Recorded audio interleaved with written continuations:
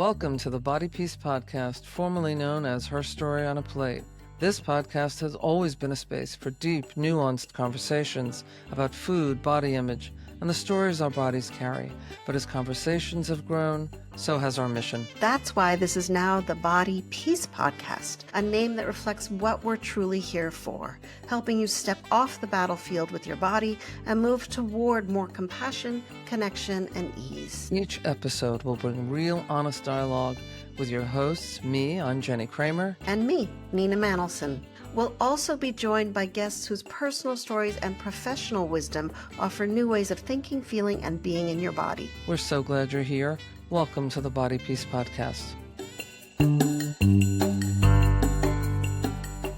Welcome, Lisa. I'm so glad you're here with us. Lisa, you and I go way back, so I'm excited to have you here on Her Story on a Plate. And specifically, Jennie and I wanted to invite you on because your expertise is in the journey of our relationship with our brain. And one of the things, obviously, we talk about a lot is our relationship with our body, our relationship with food.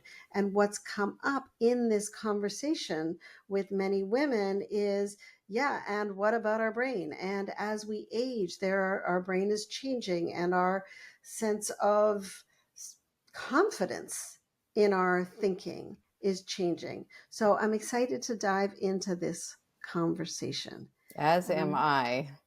Yay. Well, then I am too. Okay. So I'm wondering if you would just start by telling us, how did you end up in this world of brain health?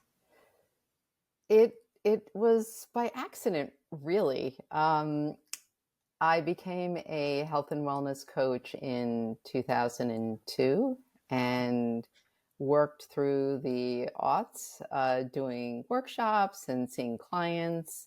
At the same time, since the late 90s, actually the earlier in the 90s through the current day, I've been on the board or a volunteer at a nursing home and rehabilitation facility.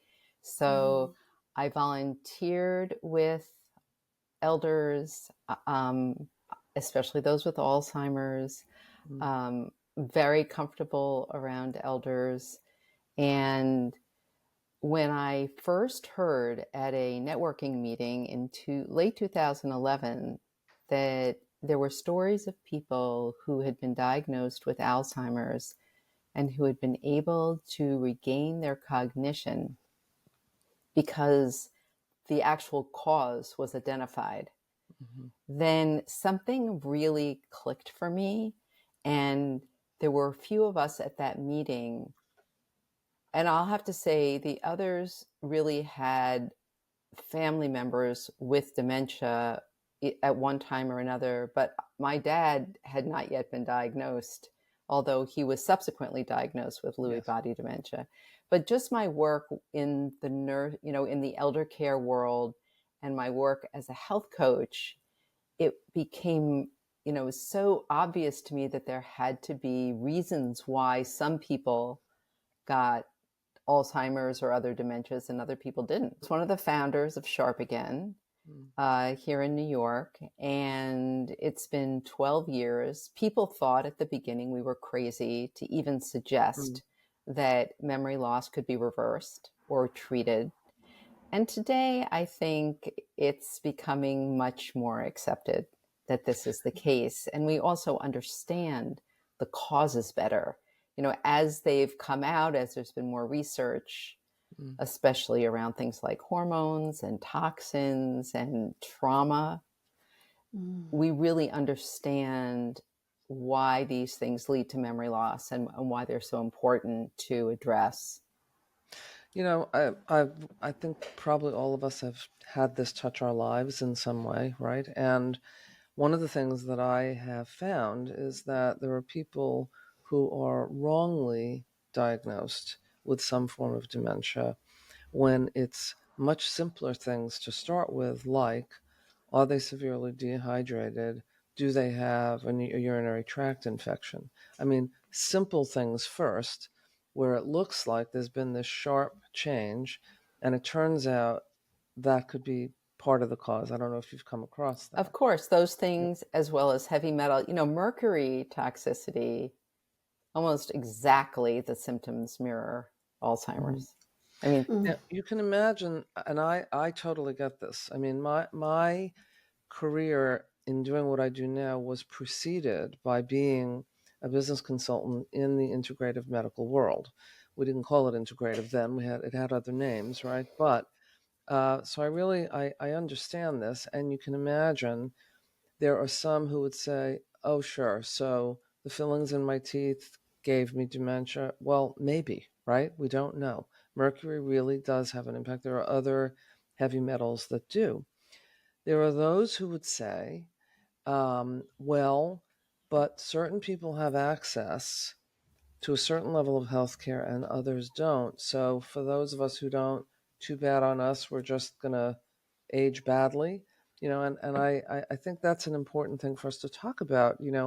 How does one get themselves educated, and how does one try to make the best choices they can without feeling that it's being driven by something that's a moral code, or something that is perhaps steeped in diet culture. I mean, the two can coexist. That's they what they I'm getting at. certainly can. I think that if you look at the lifestyle factors that impact brain health, they also impact overall health. So there are Mhm. things like nutrition, exercise, stress, sleep, mental stimulation, and social interaction. So all of those things are accessible to everyone. And the Sharp Again website has Mm. information and on those things, and we do lots of webinars, lots of Mhm. presentations. Um, How did you and come up with the name Sharp Again? It's very catchy. It's good. It's well, really good. our initial full name was Sharp Again Naturally, but as companies over the last 10 years have started shortening their names, I think we felt Sharp Again said it all, and our website was always Sharp Again. Um, and interestingly, I just read today that people who are genetically predisposed to Alzheimer's because they may have one or two copies of the Mhm. ApoE4 gene, Yep. um, that they have discovered how in some people that gene gets kind of either shut down or changed in some way so that the person doesn't actually end up with Alzheimer's disease. And they've been able to isolate this reaction, and there's a drug that Mhm. will do the same thing. And Mhm. so what I think, to what you said earlier, Jenny, I wanted to just say Yeah. everyone is different. Our genetics are different. Our biology is different. There are a lot of people who didn't want to know their ApoE4 status because there was nothing you could do. And that was true for a long time. Mm. Sure. But today, even before what I just shared with you with this new drug that's being tested, Mhm. even before that, there are people with two copies of the ApoE4 gene. It's like an allele, right? It's a gene with this 4 allele at the end. Their biochemistry, they can take steps now to significantly delay, if not totally prevent, Mhm. getting dementia or Alzheimer's. It's really you know, I really understand the fear, especially if you have Alzheimer's in your family, of not, quote unquote, wanting to go there and not wanting to know. But Sure. if you have the information, it really can, guide you to take steps today. I'll give you a perfect example of this. So I know a family that's very close to us where both parents ultimately died of Alzheimer's at young age, really relatively young ages, in their early 70s. And their children are polar opposite ideas about this. So one got tested, found out what she found out, and she's, sort of really very active in trying to improve her brain health in the hope that, I mean, she knows there's no guarantee, right? But in the hope that she can either delay, slow, or reverse that process. Her sibling has chosen not to get tested, wants nothing to do with it at all, living his life exactly as he wants to live it, because there's this belief, it's just a personal belief of his, right? That knowing if in fact that he's got, the gene, that he will create a self-fulfilling prophecy, that he will spend the next several decades worrying when it's going to happen. So, people approach this very differently. But I think the point that you make about the different things that affect brain health are important. I'd love to talk about sleep because so many of us, including me, do not get enough sleep. And I think it has such an impact on overall brain health. And I think it makes us more vulnerable to brain disease. I mean, has that been your experience? Is that I what think you that's find as absolutely represent? true. Yeah, Absolutely true. yeah, Also, sleep impacts other aspects of our health and our mhm, lives. Again, sleep, not being able to sleep well has many causes. Some for of them sure. are behavioral and lifestyle driven and habit driven. Some of them are structural. There's a narrowing of the airway. There's sleep apnea. There's Sure. snoring of either you or your partner. Um, there are reasons, again, why people don't sleep well. But if that's the case, I can really say that addressing sleep issues is important. It's really huge, and it's easy in a way. Like you can go and get an at-home sleep test, Mhm. which will show how you're sleeping and how much you're waking up during the night, and if you're gasping for breath, and even a 3D cone beam X-ray that many dentists have will clearly show your airway and whether it's a normal size, if it's slightly narrowed. The information and the knowledge is helpful. The one thing I'll say about dementia and memory loss is that it is age related in terms of, we know it's an older person's disease typically, although people are suffering at earlier and Earlier earlier and earlier. ages. Mhm. Part of that is because we have a lot of environmental effects like toxins Mhm. that we're being exposed to. As we say that, right? There are those who are listening and saying, "Oh God, yes, of course." And there are those listening and saying, "That's not true. There's always been factories, there's always been businesses, there's always been that." And I Mm-hmm. actually do believe that the longer we live, the longer we become even more and more and more productive, the more toxins that we are exposed to. And I'm hoping that just the whole issue of climate change will generate some changes that will eventually also affect brain health. And there are actually 2 points to make with regard to that. The first one is that toxins accumulate in the body over time. They're cumulative, right? So you're right. It's not one exposure or another. Um, you know, it's not that people who eat organic all the time will not get, you know, dementia, but we each have our own body burden, sort of a level that we reach Mhm. where the body can no longer find ways to do workarounds with the Sure. toxins. The second thing is that our genetics play a big role. And some people can, there are examples of people who smoke their whole lives and never get lung cancer and, you know, they live to a ripe old age. But a lot of that has to do with their genetics. And so again, knowing what your genetics are and where you might have some mutations.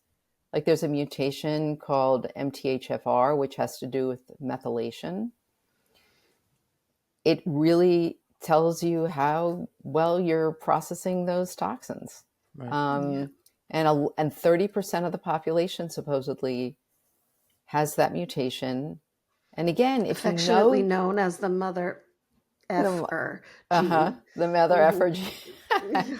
And so if you know that, though, Mm-hmm. you can take steps to have a multivitamin that has the methylated form of, let's say, B12. You know, there are workarounds, but you have to know up front to be able to do the workarounds. There is neuroplasticity in the brain until we take our last breath. Absolutely And true. so we all have the ability to learn.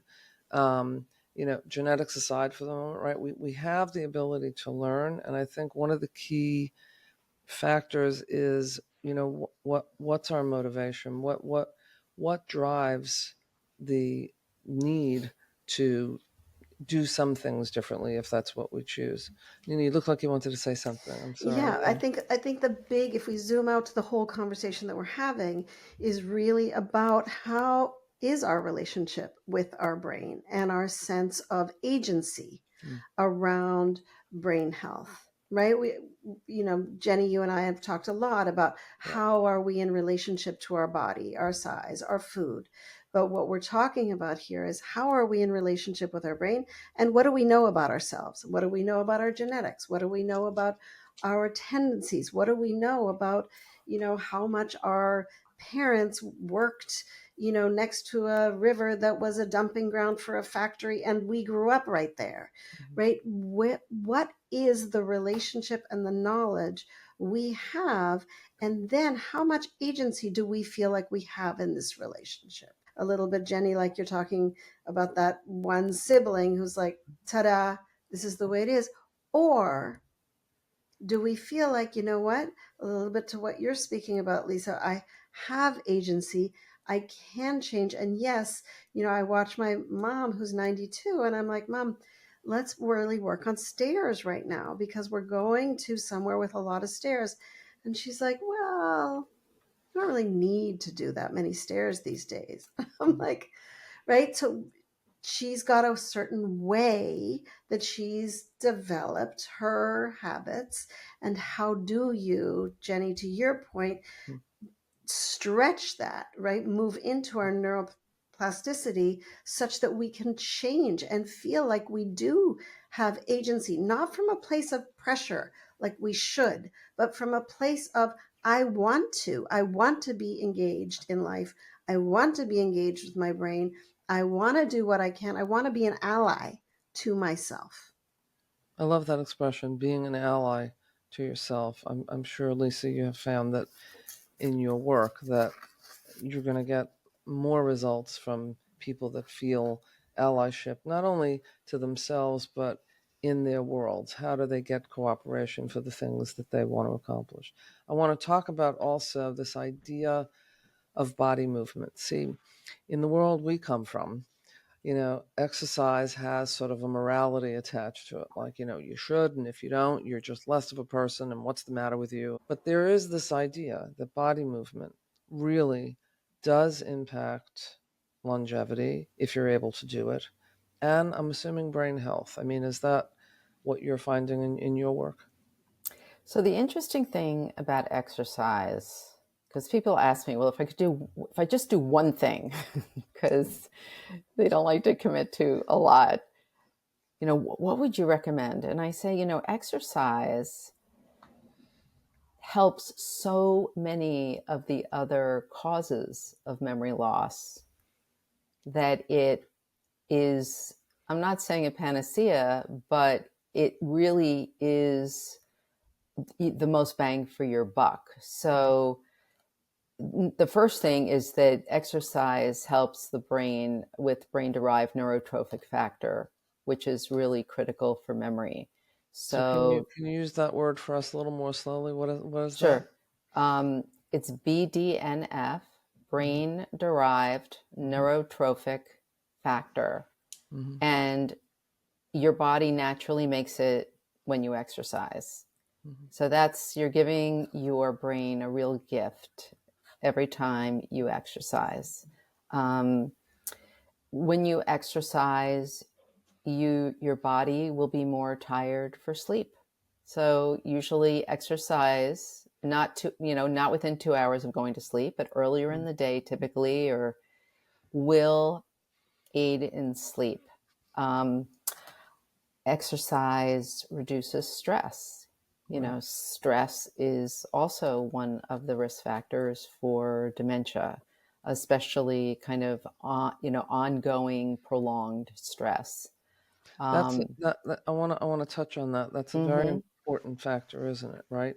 Yes. Stress, and the word that we use as stress is in some ways a perception. It's how somebody perceives their life. There are physical stressors, right? And there are we'll call them emotional stressors Hmm. slash life stressors, right? And you can take two people and put them into the exact same life, and some see it one way and some see it another way. So some of it, I think, has to do with how do you develop support systems as you if you need, and part of it is also, do you trust yourself? Do you trust yourself to be able to manage parts of your life? And just the idea that you feel like you can trust yourself does in fact reduce some people's stress. And there are people that just need stress management techniques, like they need ways to literally calm their neurobiology down so that they're Yes. not always in this constant state of fight or flight or flee. Right. Right. Yeah. What you're also showing is how interrelated everything is. So I would say that exercise helps to regulate your hormones.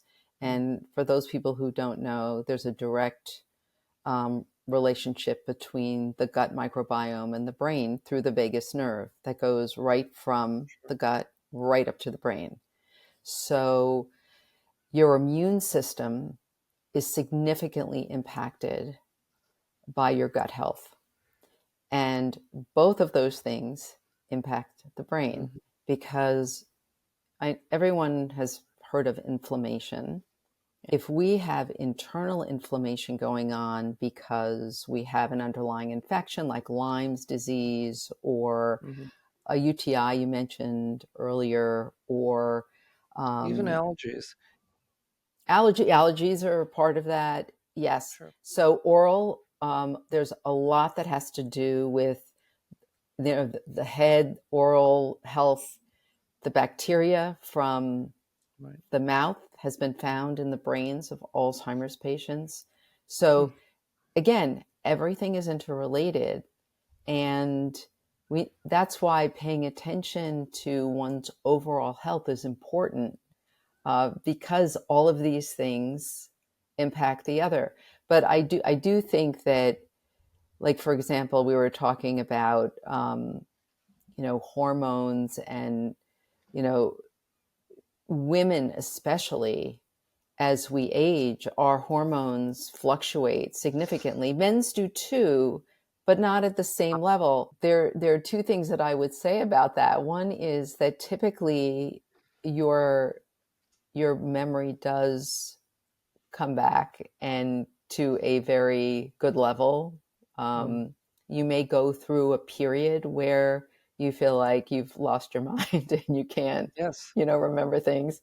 The second thing is that we found that um, doing hormone replacement therapy through the skin, Mm. transdermal, Hmm. starting at menopause, or you would have to talk to your doctor about when, but it seems to alleviate not only some of the symptoms of menopause, but also keep the brain functioning better. One of the things that I want to again zoom out to, because it's so many things, right, are connected to us taking care of our brains, and that we can go, wow, this is a lot, this feels overwhelming. It again starts to feel in our land of, you should do this, you should do this, you should do this, like I can't do all these things, Hmm. is to remember that we actually um, care for ourselves better within community, that when we're not Yes. trying to do it ourselves, right? When you're like, movement is so important. Well, I know that I'm a swimmer, me getting to go to the pool is not going to happen all by myself. I tend to meet somebody. And Sharp Again is created a community, right? So that you can join other people who have prioritized this relationship Mm. with their brain health. Just don't want people who are listening to go away feeling, oh, now I have another huge list of to-dos and I should be. And what that does is actually squash our own sense of agency and sense Mhm. of allyship and sense of support of our own self. And what I want to do instead is say, there are resources, there are other people there. Lisa, there's your organization. We Jen, have a coaching program of like 6 to 8 people who work with a health coach on just the lifestyle issues. Right. Because what we found is if you can get your arms around some of your lifestyle habits that could just use a little tweaking and improvement, it elevates your overall health. Sure. Um, and the other like the other like extreme of that is what we learned, especially through COVID, is that social isolation. Mm. It's a hallmark of Alzheimer's. Like people need community, they need social relationships, they need Mm. social interactions. There's a wonderful book that I recently read called Outlive. What I came away with is that two of the biggest factors that not only lead to brain health but lead to hopefully longevity is community, mhm. right, and sleep. Those were like the two biggies first. Then there are other lifestyle changes that may or may not have an impact, right? But community is a very big important thing, and I think part of it is that when you are engaged doing things that you naturally love, if you have the privilege of being able to do some things that you love to do, you're kind of almost too busy to die. And when it comes to when it I love comes that. Too to busy to die. I'm That's too my busy. mother.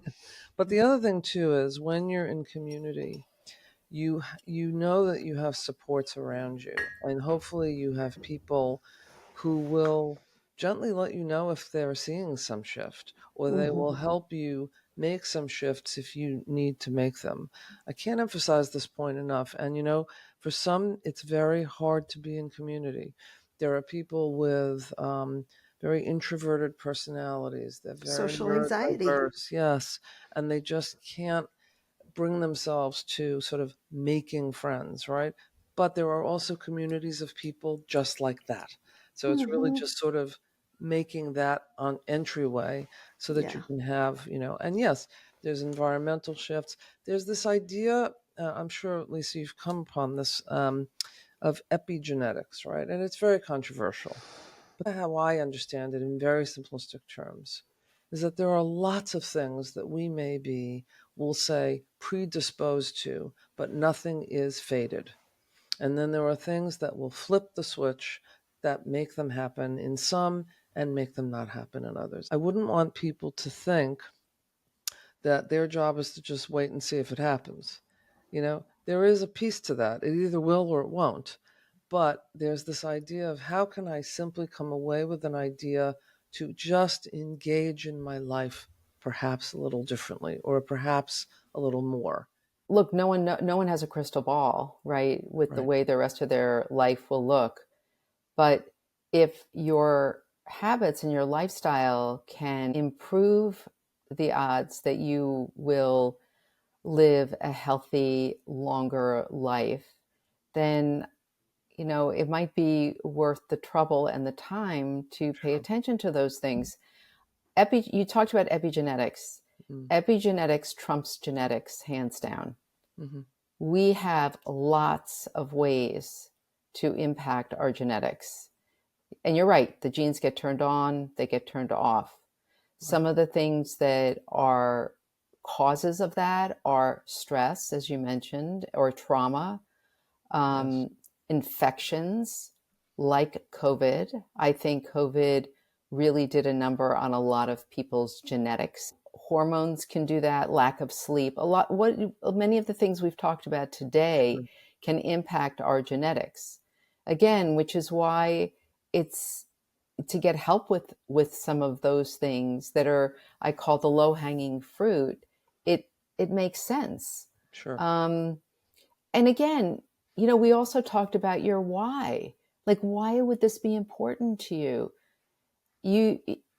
You want to stay potentially engaged with friends, engaged with families, activities, Right. Causes that are meaningful to you. Whatever your why, whatever that is, I believe that's the driver of whether you're 50 or you're 85 and you want to make those years last long and well. And we do talk about health span versus lifespan, because you don't want to live the last 10 or 15 years of your life unhealthy and on lots of medications necessarily. And when you aren't well, it does curtail how much you want to engage in activity with other people, with causes that you may care about. The thing that I keep hearing is the sense of, how do we want to live? And what is the agency that we have to live the way that we want to live? And Lisa, I see you leading the front on the particular issue of what is our relationship with our brain and how can we impact that so that we do feel like we're living the way that we want to be living. So if you were to say, one general sweeping thing to people who are like, but what about my brain? What about my, parents' legacy? What is this going to happen to me? What do you want to leave us with? Sharp Again is here to empower everyone to live a long life with a healthy brain. So we have information and programs to help people do that. And we are here for everyone. We will meet you where you are. And we just want people to understand that they have resources. It's up to each individual, as you said, Nina, to make the decision about how much they want to start trying to attend to things that they know deep inside are not working quite right. And again, most of the things that are on our list of causes are things that we either have control over or we can have treated. And so if you've had a life of not sleeping well, or you felt fatigue for a long time, you've had trauma that's not addressed, I guess my parting words are, if you care about your brain and you want to live a happier life, I'd suggest getting those things addressed. And Lisa, where can people find you? What is your website again for Sharp Again? Sharpagain.org.